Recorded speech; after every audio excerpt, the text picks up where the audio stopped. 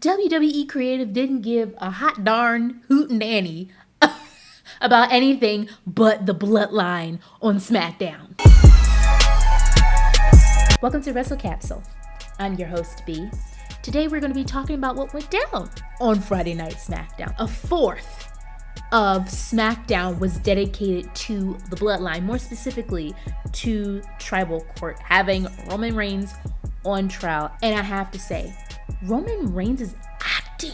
The tears, like legit tears. He's getting ready for Hollywood. The way he was able to manipulate the Usos and just straight up gaslight them, even after showing Exhibit A, he still was able to make an excuse about why he was the way that he was, that he did it for them. Like the gaslighting and tomfoolery that Roman Reigns was able to create to make his cousin feel guilty, it's genius. Even down to Roman Reigns pretending only for freaking Roman Reigns to uppercut him in the nuts, the payback to Money in the Bank. And then you have this whole brawl, and Solo puts Jimmy through an announcement table, forks him up, he has to be taken out on the structure. Honestly, I didn't think for a second that Roman Reigns was really giving up and saying that he's done with the Bloodline, like he doesn't want to be tribal chief anymore. Like, let's be real, this is the same man with Paul Heyman walking around with 3 championships. Like let's be real, okay? Like, I don't care if he had 5 more trials that he had to attend, had more Exhibit B, C, D, all through Z. He still would not have given up his tribal chiefness. Like, I knew this man was playing games, but how well he was playing them. What's crazy is that even after them taking up a fourth of Friday Night Smackdown, all the segments and matches after that seemed rushed.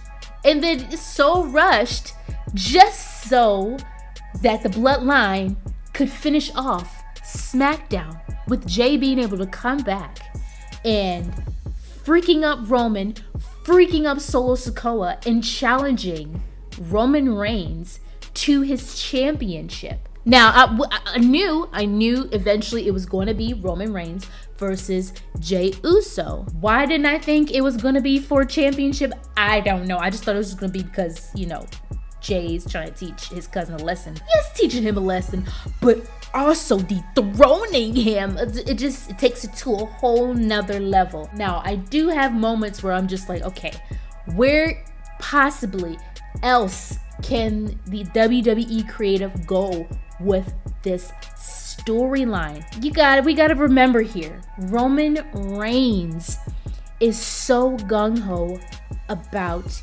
keeping his tribal chief title, keeping his island of relevancy, continuing to be the leader, whether he got 2 people in his group or nobody in his group. Like, even if he gotta be tribal chief of himself, he's stubborn, he's manipulative, he's conniving. This is the Roman Reigns that we see on Friday Night Smackdown. Like, this is the persona he has walked into. So for the Bloodline storyline to just end just after Money in the Bank, I find it very hard to believe in the first place. So though this segment on SmackDown was very engaging, very entertaining, like absolute cinema at its finest. Everyone no longer needs to be nominated. Everyone needs to just get their Oscar, give them their gold, get it over with, take a picture with it. But there's more. There needs to be a full-on breaking down, and I'm wondering how long. I've asked this question so many times on my channel. How long is WWE gonna have this going now? Like, when Roman Reigns and Jey Uso have their championship match. And the thing is, we didn't get a yes or no from Roman Reigns. He didn't accept it yet. Like, after that, is it going to be done? Is the Bloodline going to disintegrate? Like, they're already disintegrated. Like, the Usos are separate from the Bloodline. So does it have to be Jey Uso to take Roman Reigns' undisputed championship from him in order for the bloodline to officially disintegrate, for Solo Sikoa to see, oh, okay, my tribal chief ain't even a champion anymore. Should I even still stay loyal, or am I still obligated? Like this means so much. This championship match between Roman Reigns and Jey Uso is gonna mean so much, and I smell it. I smell SummerSlam. Now, the predictability of the ending of the match for the United States Championship was nauseating. Let me be honest, I had hopes that Sheamus was going to take the US title from Austin Theory, but I had to knock some sense into myself because for some odd reason, WWE creative Vince still believes that Austin Theory is doing something great with this championship, which in fact he is not. And what was even more predictable was having Pretty Deadly come out, because let's be honest, Pretty Deadly has been on Austin Theory's side ever since they crossed over to the main roster. And then of course you have the Brawling Brutes come out to make sure that everything is equalized and try to take out Pretty Deadly. And even when they came out, I was like, okay, maybe with Ridge Holland and Butch coming out, maybe this will give Sheamus an even better chance. You still have Pretty Deadly interfering and helping Austin Theory retain the United States Championship.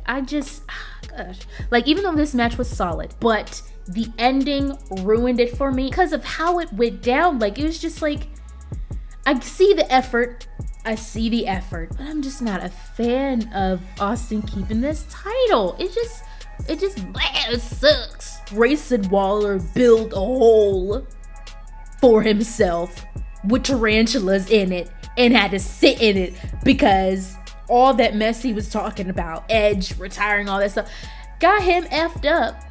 And turned out Edge was just like, yo, like, I can have a match tonight, and my match is gonna be with you. This right here, this match pissed me off for several reasons.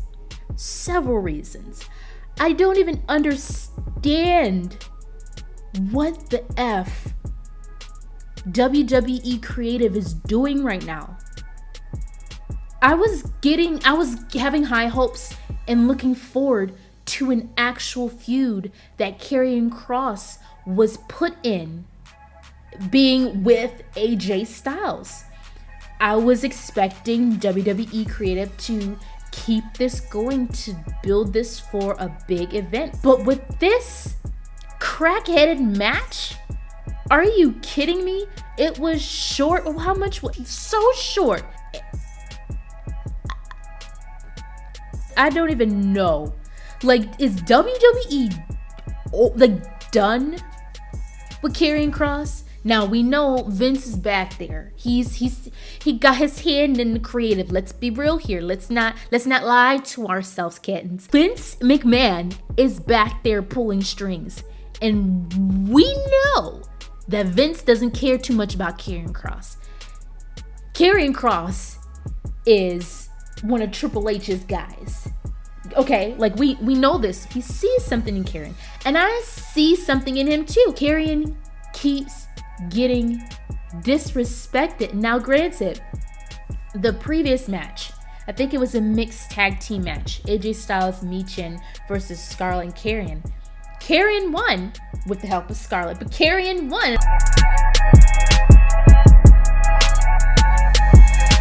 And I was like, okay, I know AJ's gonna want to come back with this, so now they're having a one-on-one match. Scarlett does interfere. Michin comes in, gets her out of the way. There was no time within this match to develop and advance whatever feud AJ and Karrion have. Stupid. I get it. The Bloodline segment took up a lot of time on the match card. But if that's the case, do something better than this. I'd rather have no match and save it for a time where it can be able to be properly developed on the show than to have a fast match and get nothing out of it. Storyline wise, I feel like it's pointless. Leave it to WWE Creative to cram 5 women into one segment. But honestly, given the amount of time that those 5 women had to tell the story, to make the WWE Women's Championship look so desirable, I think with the time constraints, I feel like everyone did a really good job. From Bianca coming in to immediately attack Asuka, to Charlotte coming out and attacking Bianca, and then Io Sky and Bayley coming out, Io trying to cash in her Money in the Bank briefcase.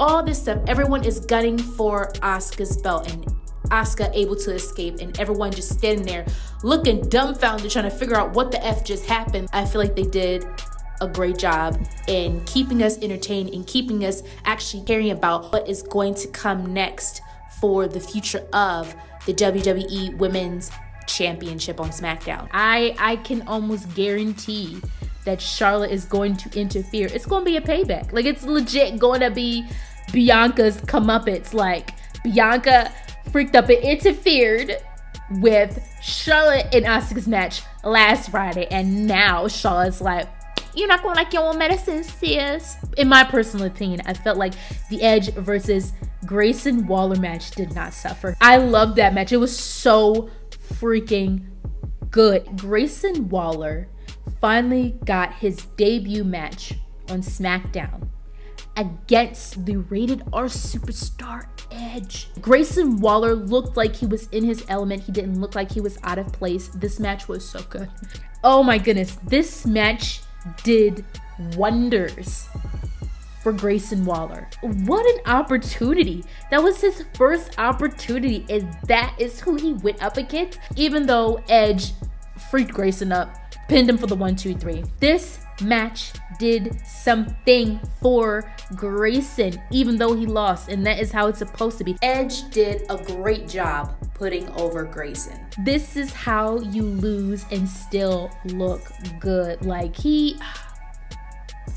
Mad respect at the end of the match where Edge said, hey Waller, you swam, like giving him his props for going toe to toe with him in the ring. But as we can see, the Usos, Roman Reigns, with a sprinkle of Solo Sikoa and Paul Heyman, like Bloodline storyline is king right now, whether people want to admit it or not. So much so that it made people in Madison Square Garden go crazy at the beginning of the show and at the end of the show. And honestly, that was the only thing I was thinking about. Even watching these matches in these segments, like Roman Reigns and the Usos was all I could think about. Like, originally I was like, why did WWE start off the tribal court in the beginning of the show? But seeing how they had to go around again at the end and come back to the Bloodline storyline, it makes sense. But I'm telling you, like, I felt bad for everybody else backstage. It's like, how can you compete with that? No wonder they needed to have Edge on SmackDown, Rated R superstar, to be on there to kind of, yay, Edge. So guys, let me know what you thought about Friday Night Smackdown. Don't forget to like, comment, and subscribe for more episodes. Thank you guys so much for watching. Signing off. Bye.